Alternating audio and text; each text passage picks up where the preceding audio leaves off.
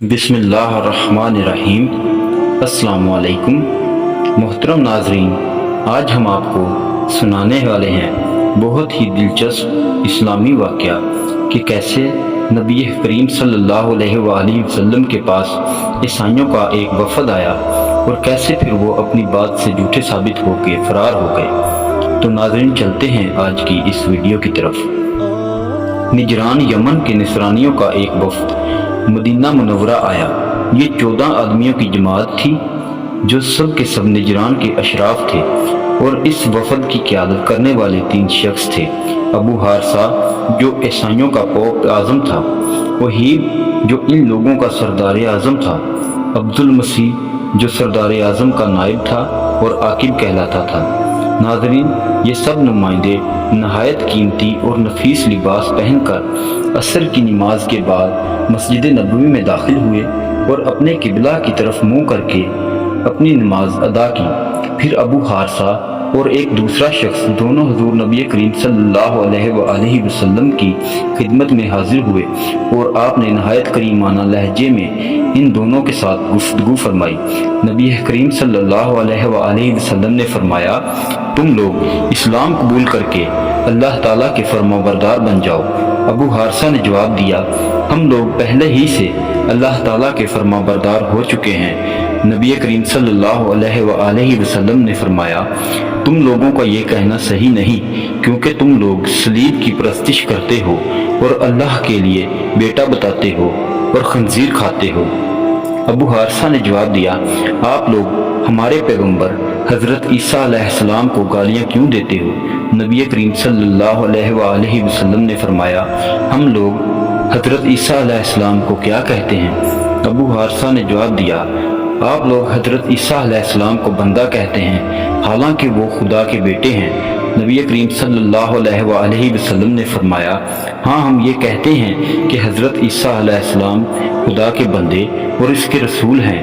وہ کلمۃ اللہ جو کنواری مریم کے شکم سے بغیر باپ کے اللہ تعالیٰ کے حکم سے پیدا ہوئے۔ ابو حارثہ نے جواب دیا، کیا کوئی انسان بغیر باپ کے پیدا ہو سکتا ہے؟ جب آپ لوگ یہ مانتے ہیں کہ کوئی انسان حضرت عیسیٰ علیہ السلام کا باپ نہیں، تو پھر آپ لوگوں کو یہ ماننا پڑے گا کہ ان کا باپ اللہ تعالیٰ ہے۔ نبی کریم صلی اللہ علیہ وآلہ وسلم نے فرمایا، اگر کسی کا کوئی باپ نہیں ہو تو اس کا یہ مطلب نہیں آتا کہ اس کا خدا ہی باپ ہو۔ خداوند تعالیٰ اگر چاہے تو بغیر باپ کے بھی آدمی پیدا ہو سکتے ہیں۔ دیکھو، حضرت آدم علیہ السلام کو تو بغیر ماں باپ کے اللہ تعالیٰ نے مٹی سے پیدا فرما دیا۔ اگر اس نے حضرت عیسیٰ علیہ السلام کو بغیر باپ کے پیدا کر دیا تو اس میں تعجب کی کون سی بات ہے؟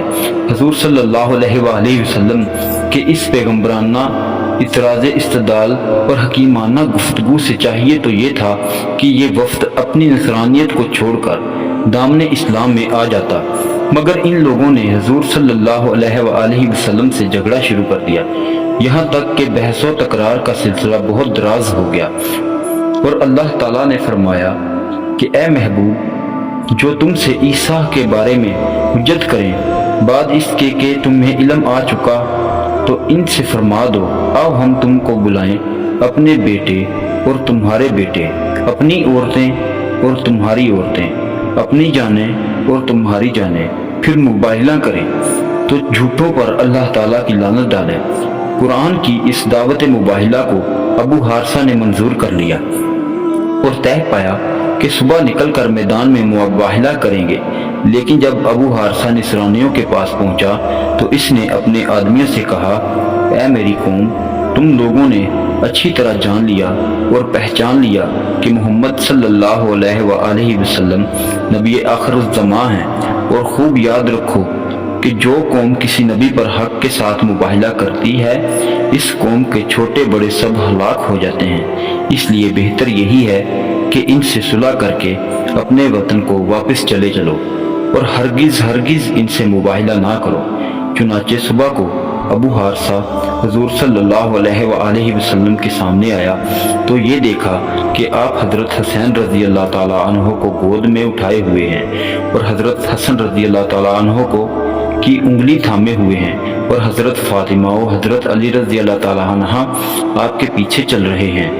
اور آپ ان لوگوں سے فرما رہے ہیں کہ میں جب دعا کروں تو تم لوگ آمین کہنا یہ منظر دیکھ کر ابو حارثہ خوف سے کانپ اٹھا اور کہنے لگا کہ اے گروہ نصارہ، میں ایسے چہروں کو دیکھ رہا ہوں کہ اگر اللہ تعالیٰ چاہے تو ان چہروں کی بدولت پہاڑ بھی اپنی جگہ سے ہٹ کر چل پڑے گا، لہٰذا اے میری قوم، ہرگز مباہلہ نہ کرو ورنہ ہلاک ہو جاؤ گے اور روئے زمین پر کہیں بھی کوئی نصرانی باقی نہ رہے گا۔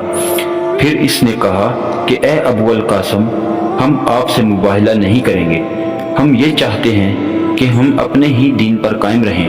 حضور صلی اللہ علیہ وآلہ وسلم نے ان لوگوں سے کہا کہ تم لوگ اسلام قبول کر لو تاکہ لوگوں کو مسلمانوں کے حقوق حاصل ہو جائیں۔ نصرانیوں نے اسلام قبول کرنے سے صاف انکار کر دیا تو آپ نے فرمایا کہ پھر میرے لیے تمہارے ساتھ جنگ کے سوا کوئی چارہ نہیں۔ یہ سن کر نصرانیوں نے کہا کہ ہم لوگ عربوں سے جنگ کرنے کی طاقت نہیں رکھتے، لہٰذا ہم اس شرط پر صلح کرتے ہیں کہ آپ ہم سے جنگ نہ کریں اور ہم آپ کو اپنے ہی دین پر قائم رہنے دیں، اور ہم بطور جزیہ آپ کو ہر سال 1000 کپڑوں کے جوڑے دیتے رہیں گے۔ چنانچہ حضور صلی اللہ علیہ وآلہ وسلم اس شرط پر صلح فرمائی اور نصرانیوں کے لیے امن و امان کا پروانہ لکھ دیا۔ اس کے بعد آپ نے فرمایا کہ نجران والوں پر ہلاکت و بربادی آن پہنچی تھی مگر یہ لوگ بچ گئے۔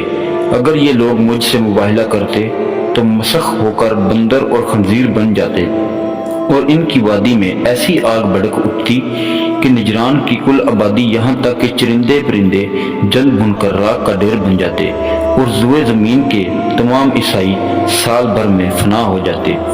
تو ناظرین، یہ تھی آج کی ہماری ویڈیو۔ اگر ویڈیو آپ کو اچھی لگے تو ویڈیو کو لائک کریں اور چینل کو سبسکرائب کریں۔